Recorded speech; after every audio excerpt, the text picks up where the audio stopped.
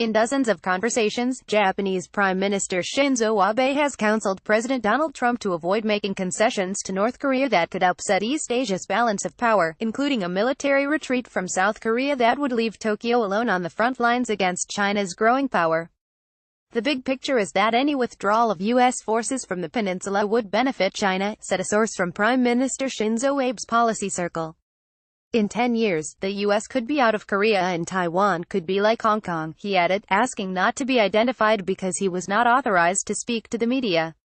Any outcome from Trump's meeting with North Korea's Kim Jong-un in Singapore tomorrow that makes that scenario more likely may force Japan to accelerate preparations to survive without U.S. military power, sources familiar with the nation's security planning told Reuters. Already, Japan has reinforced islands along the edge of the East China Sea, sought new regional allies, such as Australia and India, to balance China's power and, more recently, made a diplomatic push to reduce tensions with Beijing. U.S. Secretary of State Mike Pompeo on Thursday restated that Washington wants complete, verifiable and irreversible denuclearization of the Korean peninsula. But he added that the U.S. would work to guarantee Pyongyang's security if it abandoned the nuclear arsenal it says it built to deter U.S. aggression. The United States has 28,500 troops in South Korea, a legacy of the Korean War. Japan hosts 50,000 U.S. military personnel, including the biggest overseas concentration of U.S. Marines, and an aircraft carrier strike group. Any reduction in U.S. force levels in Northeast Asia will be seen as a relative retreat by the U.S. This is one of China's key strategic objectives, said a former senior U.S. military commander in Asia. With no U.S. forces in Korea, the U.S.-Japan alliance really stands alone in Northeast Asia. Japanese leaders see the same dynamic unfolding, and it has been a key part of Abe's message to the White House. A U.S. military pullout from the Korean peninsula would create a power vacuum. The Pentagon understands this and Japan is also saying this to Trump, a senior Japanese Defense Ministry official said. China says its intentions are peaceful and rejects any suggestion it harbors territorial ambitions in Asia. Japan, nonetheless, fears China's growing strength.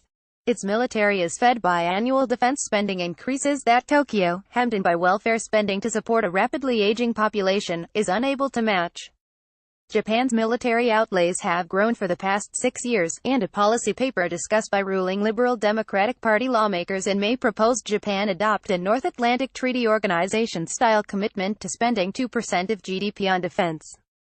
Even at that level, however, Japan's military budget would still only be about half of what China plans to spend in 2018. Unlike the 1930s, Japan cannot militarize and neither can it go nuclear. Japan has no option but to strengthen diplomacy, said the source from Abe's policy circle.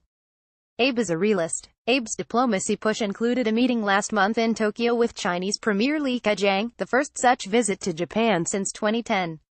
The two agreed to establish a security hotline to help defuse unexpected incidents. Throughout, Abe has stuck close to Trump to keep him committed to pressing him on denuclearization. Abe met Trump in Washington on Thursday, the 31st time the two leaders have spoken since Trump took office, more than twice as often as he talked with President Barack Obama during the whole of his second term.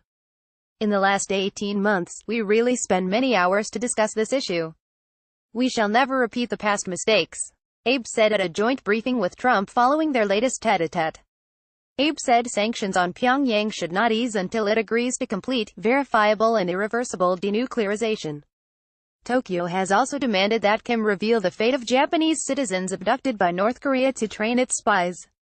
Japan will hold back economic assistance to North Korea, Abe has said, until all those issues are resolved.